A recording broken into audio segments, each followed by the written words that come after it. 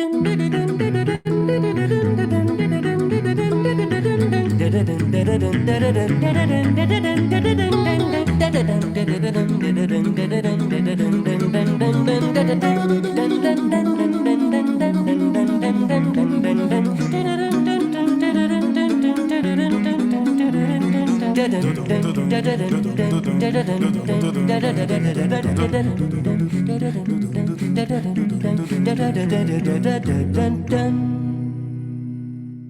evening, ladies and gentlemen. We're so glad to welcome you as part of our community tonight. Please note that this webinar is being recorded and distributed live stream.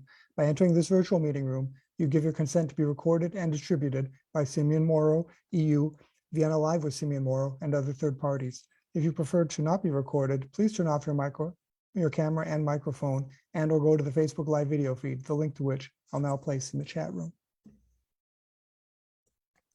For a better experience, please turn off your microphone and set your video to gallery view.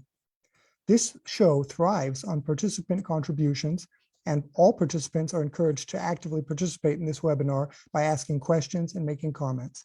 To do so, please either write in the chat room, raise your hand, or turn on your microphone to say hi, and I'll be delighted to include your perspective in the conversation. Tonight, our featured guests are Liana Berube, a violinist and member of the Delphi Trio, Tanya Tompkins, a cellist and member of the Delphi Trio, and Allegra Chapman, a pianist and member of the Delphi Trio.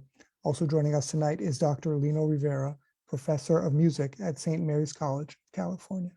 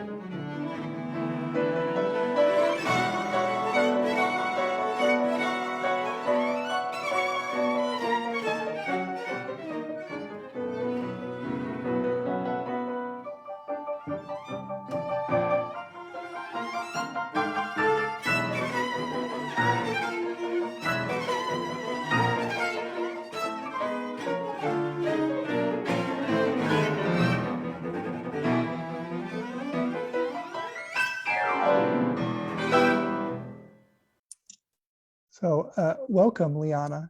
And Liana, if possible, could you unmute yourself? Thank you. There we go. Hi, thank you. Thank you for having us. Liana, can you tell us a little bit about yourself? Yeah, so my name's Liana Berube. I'm a violinist and very occasional violist.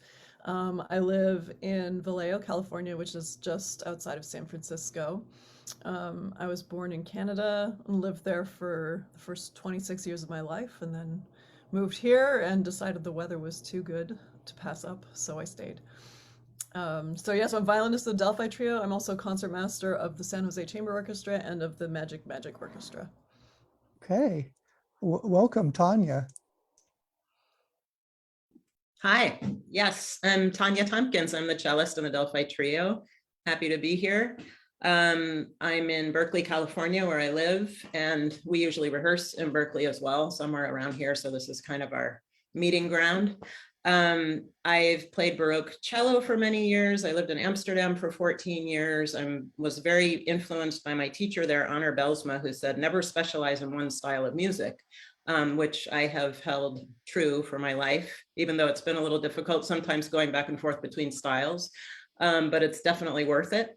And I started and I'm director of a music festival in Sonoma called Valley of the Moon Music Festival. I played for many years in Philharmonia Baroque Orchestra and different orchestras around Europe on period instruments as well.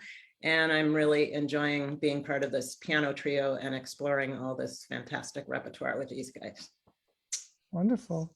Allegra, welcome. Thank you. I'm Allegra Chapman, and I live in San Francisco, in this beautiful city. And I'm the pianist of Delphi Trio. I am also the founder of Bard Music West, which is a music festival that ran for about 5 years and is currently on hiatus. And I've been involved in other ensembles. I play a lot around the Bay Area with wonderful ensembles here, like Left Coast Ensemble and San Francisco Contemporary Music Players. And I think that pretty much covers it. Fantastic. So Liana, tell us a little bit about the Delphi Trio. Tell us why it was founded, what exactly it's all about. So Delphi Trio was founded in 2010 with two good friends from, we were all at conservatory together. We were finishing up our master's degrees, and we started playing together, and it was just sort of like immediate connection and, you know, seeing eye to eye so well on things. And we felt a really shared mission in terms of communication and connection, as well as, you know, really high level artistry. And so we played together for about 8 years, and then the other two members both went their separate ways for various reasons. And so, you know, I decided that I wanted to keep going with it. And, you know, I knew Tanya from, she had asked me to play at her festival for a few years already. And then so I asked Tanya, like, oh, would you be interested in being in a trio? And she's like, yeah, do you know Allegra? And I was like, no, I don't know Allegra. And so we got together and read, and there was just such good chemistry between us. And just, you know, there's so much joy, I think, in our music making. Like, you know, one of our supporters at whose home we rehearse sometimes just said, you know, it's like, I just hear so much laughter during your rehearsals. And so I think that's, you know, a big part of our mission, you know, as musicians, is, you know, there's connection, communication, and just really bringing as much humanity to the music and to each other as we can. Okay, so what would you say, were there really two Delphi trios, one from before, one after, or is it pretty much the same, keeping with the same spirit, the same idea, or does everything change when you get new musicians? Oh, everything changes. I mean, you change one person. If you have a string quartet and you change one person, it's a new group. So, you know, this was, I mean, a slight joke of like violinists, piano trio seeks pianist and cellist, but but I think actually a lot of the same spirit holds. You know, for me, like the mission of the group really didn't change that much or even at all. You know, the idea of connection with community and the sort of high level of artistry is just the sort of way that it presents has definitely changed. You know, the personality of the ensemble has changed, but the core mission has definitely remained steady. Okay, great. Yeah. So before I bring in Tanya and Allegra again, let's take another look at another video. This is Clara Schumann's piano trio Allegro Moderato.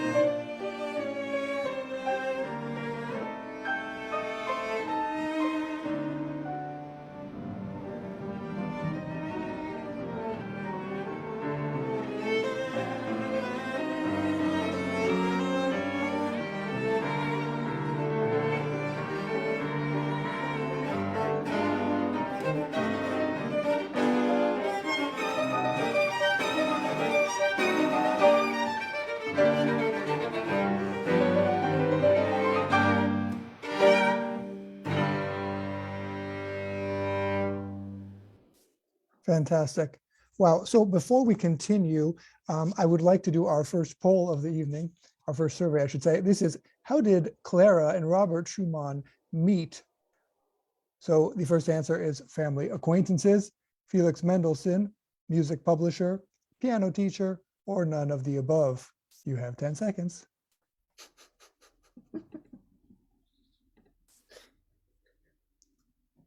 I guess it depends relative to whom. 4 more seconds left. Okay, and there we have 100% go for the piano teacher. It was Friedrich Wieck, Clara Schumann's father and Robert Schumann's piano teacher. There it is. Okay, fantastic. So now we will continue the program. So, and I'd like to bring in Tanya first to ask her the question, what exactly is this genre piano trio? Like you said, you've been going around, you've been in Amsterdam, you've been doing different kinds of cello, which many of us probably don't even know what that means, but that you've been playing with different groups. So if I would say a string quartet, like Liana was saying earlier, then I know exactly what you meant. Or if I just said quartet, you know I was referring to the string quartet genre. If I say trio, not necessarily do I think piano trio. I could think string trio. I could think, I don't know, something else. But tell us about this genre, the piano trio. What is it? What is the repertoire? And why is it maybe less well known, not as well known as it should be? It's a really good question. Because of course, string quartets, I mean, composers were so inspired by that form and they just wrote so much music for it, some of their best pieces for it. And piano trio, yeah, not as much. There's less repertoire, but there's fantastic repertoire. And I guess, you know, playing as much Baroque music as I have and sitting next to a harpsichord and blending the cello into the harpsichord as the continuo team, you know, having that experience of relating to a keyboard instrument that way. As the bass instrument, I was really the supporting role, really just enhancing whatever that harpsichordist was doing with harmony and with the bass and with the rhythm and everything, and sort of supplying that kind of environment for the soloist to flourish, whether it was, you know, the violinist or whoever. And that's kind of where it came from, is that the bass instrument was supportive to the keyboard, so that then even when the piano started to evolve, you know, Haydn would sort of write these incredible solo piano sonatas and then started experimenting with, you know, adding a violin, but then adding the cello to sort of extend the sound of whatever notes he was playing on the piano. So it was, again, like an enhancer of the keyboard instrument to provide sustained sound. And then from there, you know, Beethoven came along with his Opus 1, number 1 piano trio, and it just changed the world in terms of piano trios, because it was like, hey, we're all here now, and the cello's an instrument too, and all this, and it's not just keyboard and the upper instrument and the cello being a supportive role, but it became an actual trio. I mean, Haydn wrote some incredible trios and did use the cello in a really fantastic way as well. But I think in a way, starting with Beethoven, it emerged kind of as a genre that became 3 more equal parts. And then that just went from there. I mean, I think probably people like Shostakovich, Ravel, in that period, they just exploited the 3 instruments to no end. I mean, some of those cello parts are massive and, you know, right up there with the keyboard and the violin. So it is a really interesting genre that's evolved a lot. I think with the string quartet, you know, that came from, again, like the first violin having the primary sort of role, but all the parts started sort of more interdependently, or I don't know if codependent is the right word, but all relying on each other. So it's a totally different feeling playing in a string quartet. I played in a quartet in Europe for 5 years. And because of that incredible reliance on each other for timbre, for intonation, for everything, I mean, you can't make a move without affecting somebody else or without reacting to something else that's going on. That's a very different dynamic. You've got to like really rehearse a lot to stack up those chords perfectly and really decide on all your timbres together. With the piano trio, there's more freedom in a way because we've got the piano, so she decides all of the intonation for us. We don't have much of a choice there. It's just whatever the piano plays is going to be our intonation.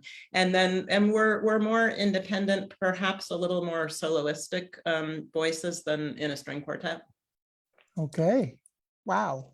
So at this time, it sounds good to bring in Professor Lino Rivera of St. Mary's College of California. He has a question. Hi, Lino. Yes, I have a question for all of you.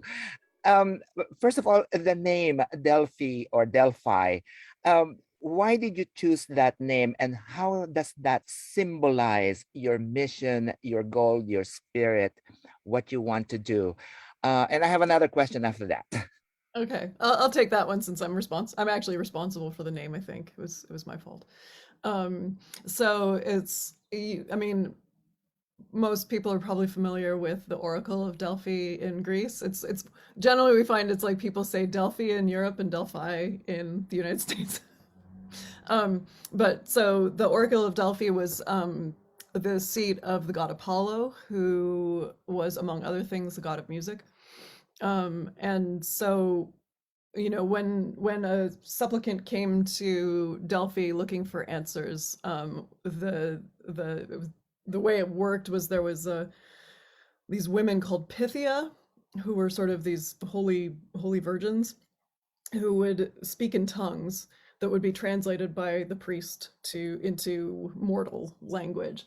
And so, you know, we really like the idea of sort of being a conduit in a way between sort of what's beyond the veil and what's in our mortal world, sort of being that, you know, it's like in the same way like we use our instruments, I guess, or to sort of do the same sort of communication from beyond in a way. Okay. And how does that relate to you choosing the repertoire? It must have something to do with that, with your mission. Yeah, absolutely. I mean, well, like we're very focused on connection and community, and I think it's in the same way that we got talking about this just yesterday, actually, with Allegra. Maybe you can chime in here, but the idea of you know, when you go to, I think we'll get into this a little bit later, you go to a religious service and you don't go to church alone, right? It's like it's somehow amplified with multiple people, and you know, and it feels a little bit the same way, you know, that there's something about music that, you know, science doesn't even understand why our brains are so drawn to it, why it's so important to us, or why art is so important to us. And then there's something about, you know, being in community while experiencing music that sort of brings us closer to whatever our, you know, our higher, something larger than ourselves. Okay, fantastic. So let's now take another look at the recording of Clara Schumann.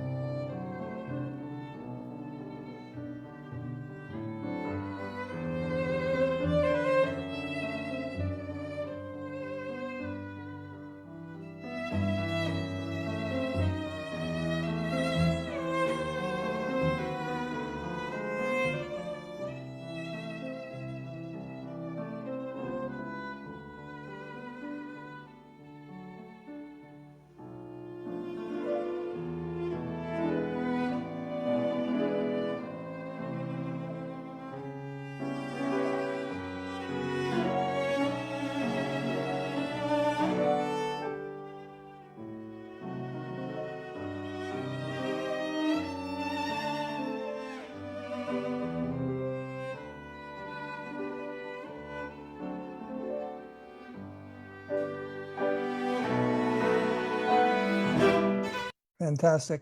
So before we go on, I would like to have once again another survey. And this survey is Claire Schumann did what? Claire Schumann and this renowned composer may have fallen in love. Single choice. A. Felix Mendelssohn. B. Joseph Joachim. C. Dave Brubeck. D. Johannes Brahms. E. Franz Liszt. You have 4 more seconds. And there it is. You all responded 100% correctly. Johannes Brahms was the man. Wasn't Dave Fantastic. Brubeck? Yeah, well, Dave Brubeck, he might have, but the music historians still have to write that part. So this brings us to something a little bit more serious now, which is about women in the music workforce. So here, this trio by Claire Schumann is one in a concert program that you advertise for on your website under the title, Nevertheless, She Persisted, and the description is as follows. For centuries, women composers faced not only a remarkable lack of societal and personal support, but outright discouragement.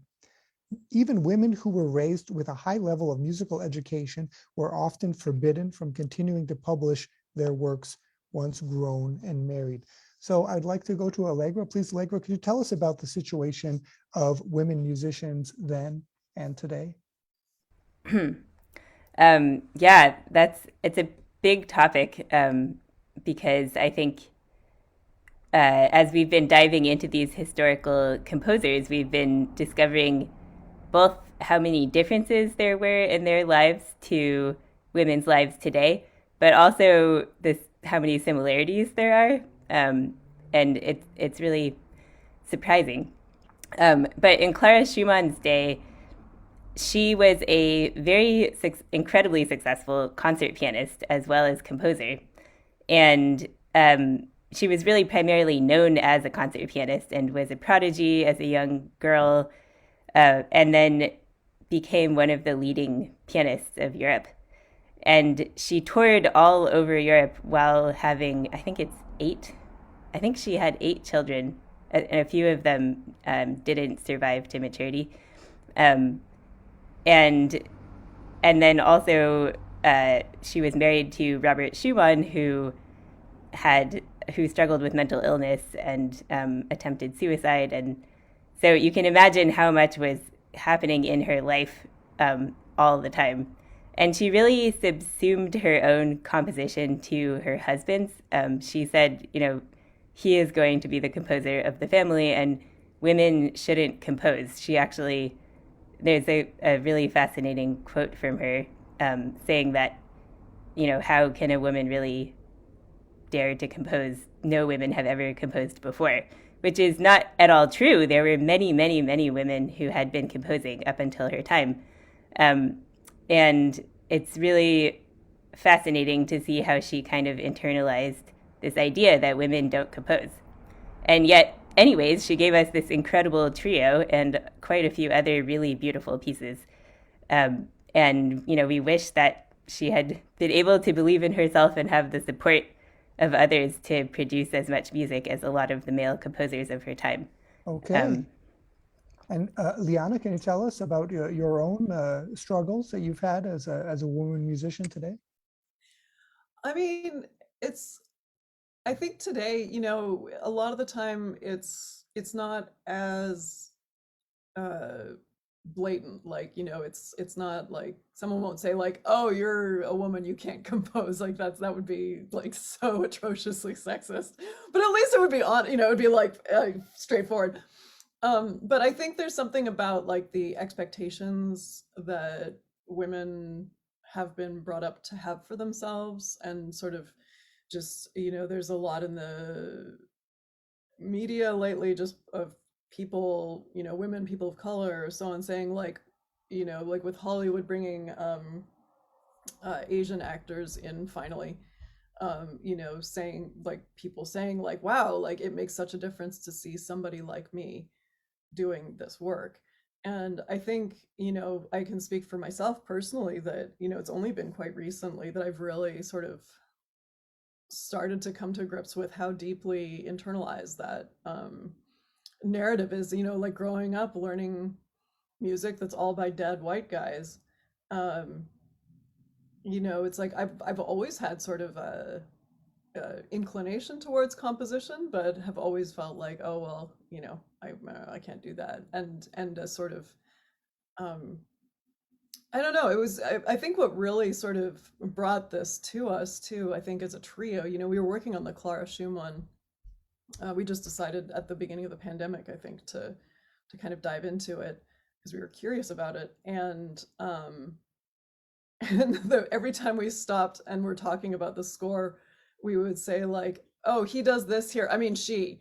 You know, we had to keep correcting ourselves over and over and over again, and you know, it's become like more in our language now that we've gotten used to it. But it's like, why weren't, you know, like we're all, you know, mid-career artists. Like, why have we not? Like, why is this still an issue? You know, I mean, even orchestras, the programming they're starting, you know, they're starting to program more women composers, but it's just it's still like really lagging, you know. Wow. So Lino, can I, Dr. Rivera, can I bring in, I have a question to you about this with your students at St. Mary's College of California. Is there an issue there with female students? Do you notice that they, that kind of, like Liana says, those unstated, those feelings that are kind of down there, but that nobody really talks about? Have you noticed that? No, actually, it's highly encouraged, and that particular sentiment that Liana has just talked about, we are encouraging that. And no, I have not encountered any opposition or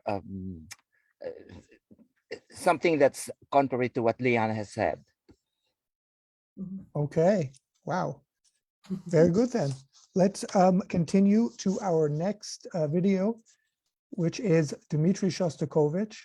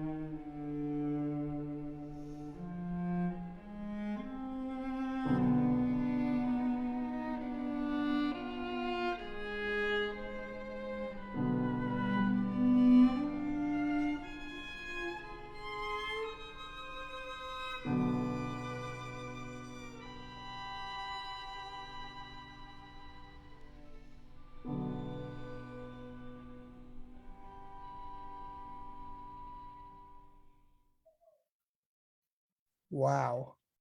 Okay, so this brings us to our next survey, which is Shostakovich. And here it is. Shostakovich's music is generally considered to be inspired by life in this polity. A, Hitler's Third Reich, B, Mussolini's fascism, or C, Stalin's totalitarianism. You have 4 seconds. And there it is. Everyone has answered 100% correct answers. Stalin's totalitarianism. Fantastic. So this brings us to the next question that I'd like to ask Tanya, please. It's about this original idea of chamber music. You were mentioning, I guess, the piano trios of Franz Joseph Haydn. those were centered around a piano, which was obviously, or a forte piano, whatever, at an aristocrat's household. You have a household instrument there where these musicians go and they, other people invited to this exclusive household, an exclusive house party, if you will, at a bourgeoisie household or an aristocratic household. So tell us about this idea of chamber music today. Is it, how can, when that music we just heard, it doesn't seem like it's something uplifting. It doesn't seem it's something that's meant for a party, you know, where everyone's making toasts or something. It seems something pretty heavy, something where people might say, well, you know, the party was kind of drab, so I left. Tell us about this. Well, I mean, the great thing about that Shostakovich trio is it ends kind of with a bang. And I think, doesn't it, guys? I mean, it's a sort of a hilarious last movement. Mm-hmm. And so I think, I don't think it'd be bad to play it at a party, actually. I think it'd be interesting because you're right that chamber music has this sort of aristocratically supported history. So, I mean, none of the music could happen without wealthy people enabling it. And they did like to show it off in their mansions and their palaces. And Haydn specifically, he had a whole court behind him in Esterhazy. And actually that was great for him because he didn't have to be schmoozing the entire time to make his living. So he could just let his imagination go. And he was in that wonderful place of being supported and just had all this time to compose. And that's partly why he could write as much as he did and as many really interesting and experimental things as he could. So I think making chamber music, I mean, it is already much more accessible than it was because concert tickets, yeah, they're expensive, but there are student prices and stuff. And there's organizations like Group Muse, where you can like sign up and go to somebody's house and not have to pay very much at all. And we love doing house concerts too, and just kind of getting a friend to present us when we're getting a program ready to take out when we used to do live performances. We would want to prepare for that, or even for a recording, to go to a friend's house and they would invite people. And that's such a wonderful way to perform. And also I think for people to listen. I mean, it is chamber music, so it was written for a room. It is interesting to take it out on a big stage and go into big audiences, but I think later pieces like the Shostakovich and all around that period, it is really suitable for a stage and for the public, for the general public, for concert halls. So I don't think it anymore has that reputation that it used to.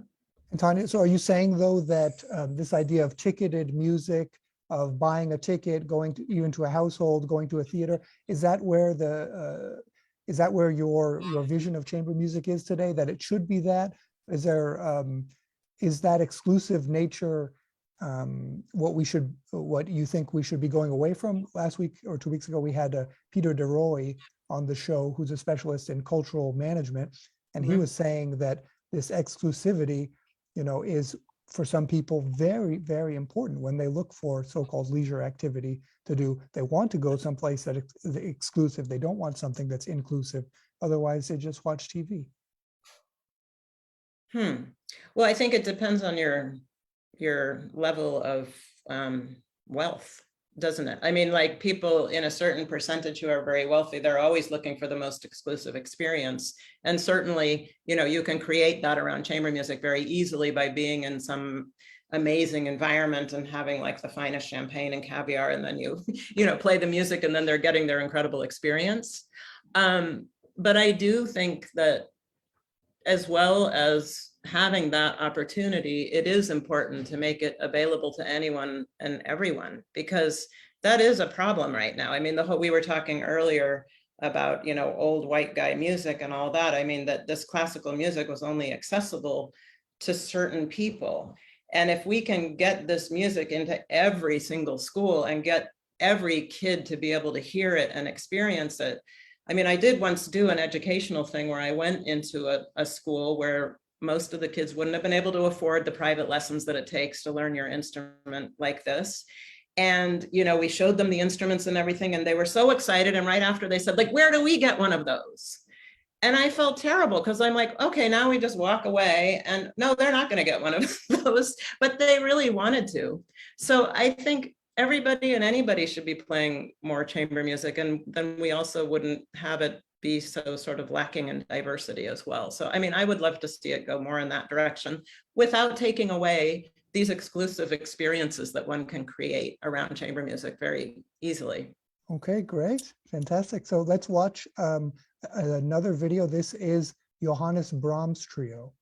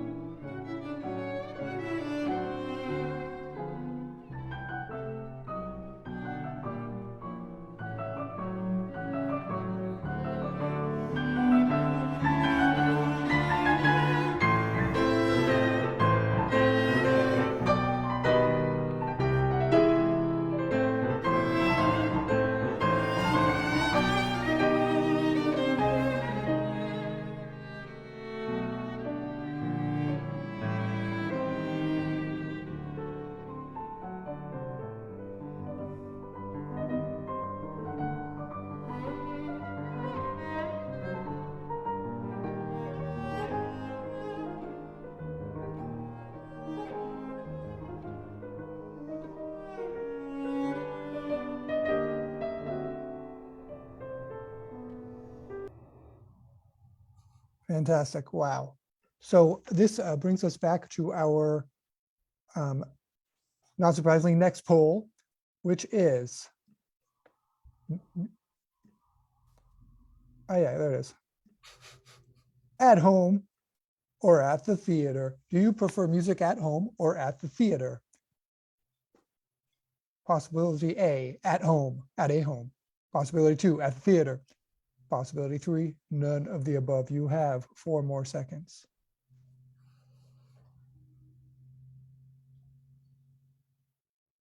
Two seconds. There it is. So we have equally split at home, at the theater, none of the above, which I'm glad to see such a result, because we can have it both ways, or all 3 ways, can't we?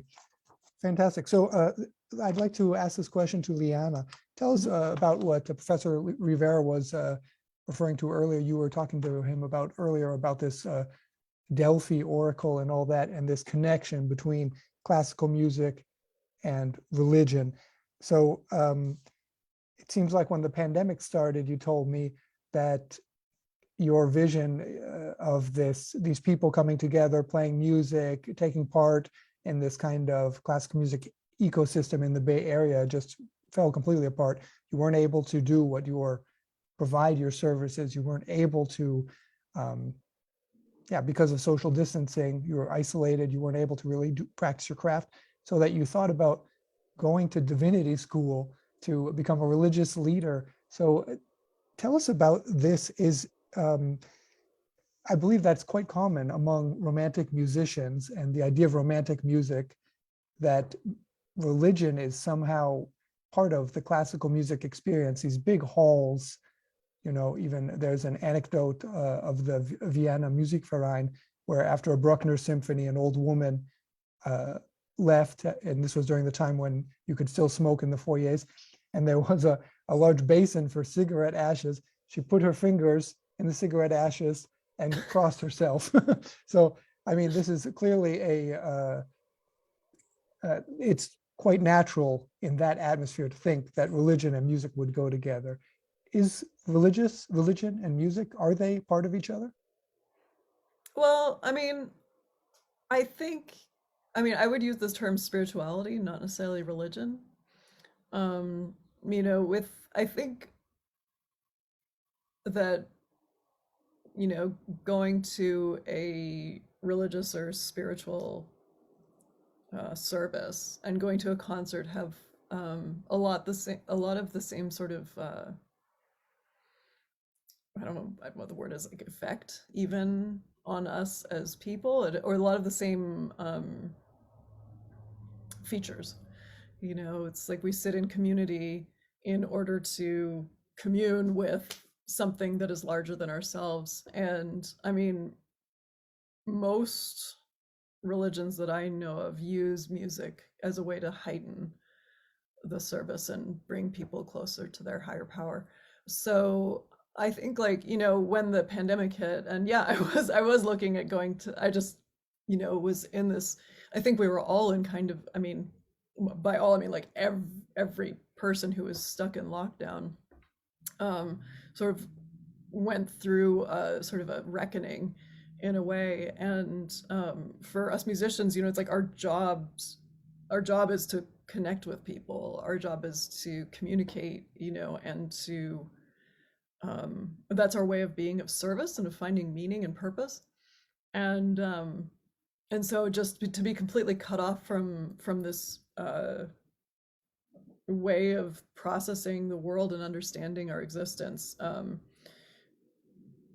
just sort of in a very sudden and abrupt way, was really jarring. And and of course, musicians were very industrious sorts. We have a hard time. We could call us workaholics for the most part. I think that we just never, everyone I know who's a musician, especially of any sort of self-employed musician, very, very industrious people whose minds never stop thinking about, like, what's the next thing, what's the next project, what does this mean about that, and everything. And so all of that energy got turned onto, like, well, is this the right thing? Like, does my work have meaning?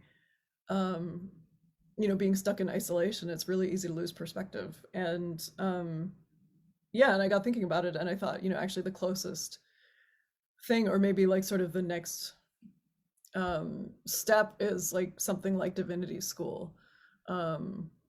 Just because it's like, I feel like very strongly that, like my personal mission here in this life is to connect with others and to help others connect with themselves and their higher powers. So, it's like, if I can't do that through music, then maybe I can do it through some other means, Fantastic. So there's the sociologist Bruno Frey in 2000, he came up with this theory about motivation crowding, in which he says that, which can be very well applied to musicians as to people who give blood. If you have something that is so valuable to you and someone comes and says, I'll pay you $5 for that, or $5 whatever, then you say, no, actually, it's much more valuable to me. I'm not going to exchange it at that value. It seems to that kind of sacrifice you're talking about seems to probably be the same for religious workers, shall I say, religious leaders and musicians. Mhm. Allegra, can you tell us a little bit about your experience and what your thoughts are about that? Well, I similarly to Liana, I agree that music is a way to kind of access a higher plane of existence, for lack of a better word, and it's kind of the best of both worlds because it can really connect us all to each other in the moment as human beings, and then also give us that connection to something greater than ourselves and greater than us as human beings. And I think it's really one of the best things that humans can do is to make music, and we've been doing it for as long as we've been around. I think just recently, archaeologists found a new bone flute from way prehistoric ages that even dates back to further than they ever knew those flutes existed. So, yeah, and I think in a really great performance, we can feel that connection to our humanity and our whole history of existence as a species. And for me, that's definitely a huge part, probably the biggest part of reason that I play music. Fantastic. Okay, let's take a look at our last video of tonight. This is the Delphi Trio performing Brahms' Trio Andante con moto. Excuse me, I didn't do that right. I have to share that correctly.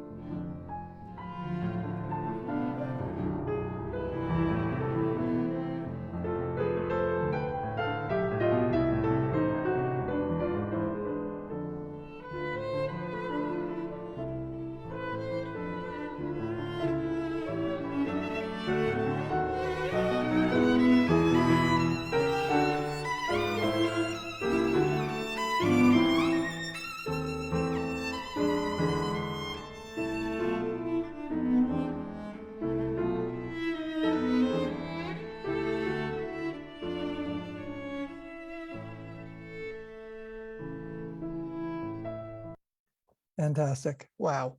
So this brings us, of course, to our very last poll. Music and religion. Do classical music performance and religious services have a lot in common? You have one answer. Yes, definitely. Yes, possibly. No, not really. Or no, not at all. You have 5 seconds. 2 seconds. There it is. So we have 100% yes, definitely. Fantastic. Okay, so this brings us to our very last brief question that I'd like to ask each of you, please. Let's start, please, with Tanya. So clearly, as you mentioned, community is such an important part of this whole experience of the work that you do, being inclusive, getting those cellos or instruments to new kids, to new people, supporting the community in which you live, and probably abroad, also in Amsterdam, through your music activities. Tell us about what, when you look in the future, what do you wish for your community?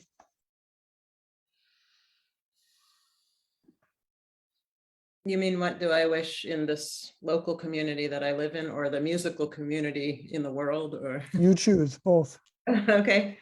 You know, I guess it's kind of strange sitting here watching your trio play, and I'm sitting here listening to us, and what I'm thinking is, the beautiful thing about chamber music is that it has to do with conversing with each other. Like, so sometimes we'll spend like too long at the beginning of the rehearsal talking to each other about chocolate or relationships or whatever, or just giggling, or I mean, and it feels kind of superfluous, but actually it's the same as playing together. You know, when Brahms wrote that, there was no internet, there was no electricity, there was no texting, you know, we just didn't have that. That's what they had. They sat down and they played together.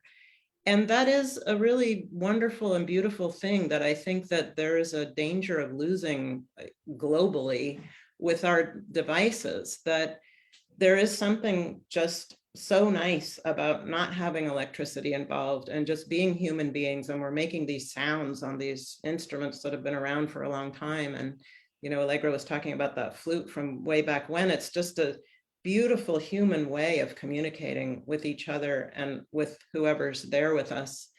And I guess, yeah, that's what I hope, that being a musician, certainly that gives me that, but I hope that we can give that to everybody, that it's just in human time, and it's slower, and there's a narrative that unfolds in real time, and how do we relate to that emotionally and psychologically together with each other and with the audience.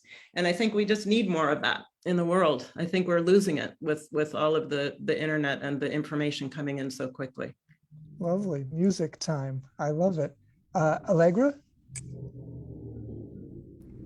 I love what Tanya just said. And I think for me, I hope that we can bring music more to people who don't have access to it currently.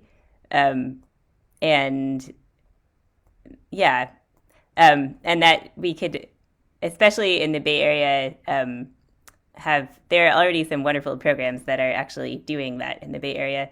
But I think connecting the professional world to those programs also would be really, I would love to see that happen. And also just to continue to represent, all different parts of our Bay Area community in the classical music world, so that everyone can feel welcome, which really is starting to happen now, but I just hope that continues to happen and that wave builds. Okay. Liana, last word. Yeah, I mean, I agree with everything that Tanya and Allegra are saying. I think I would wish for,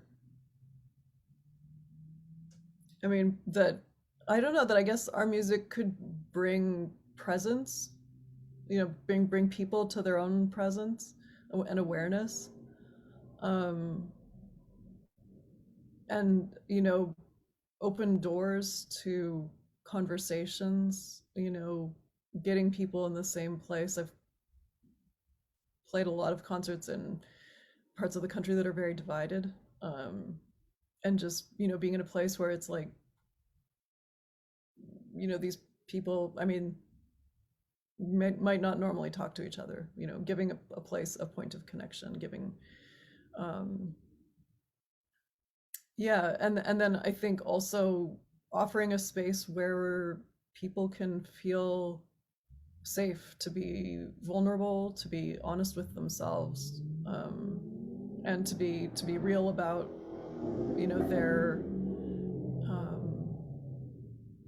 their emotions and their reality. and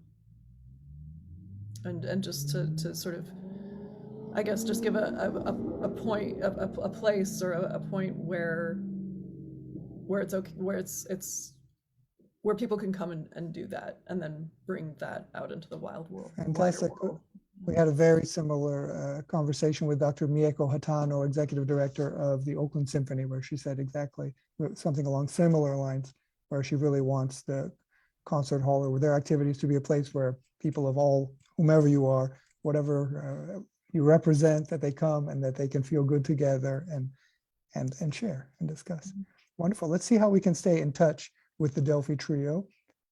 Here it is, delphitrio.com, easy enough. So to reach out to you, we just have to click on contact. Is that right, Liana?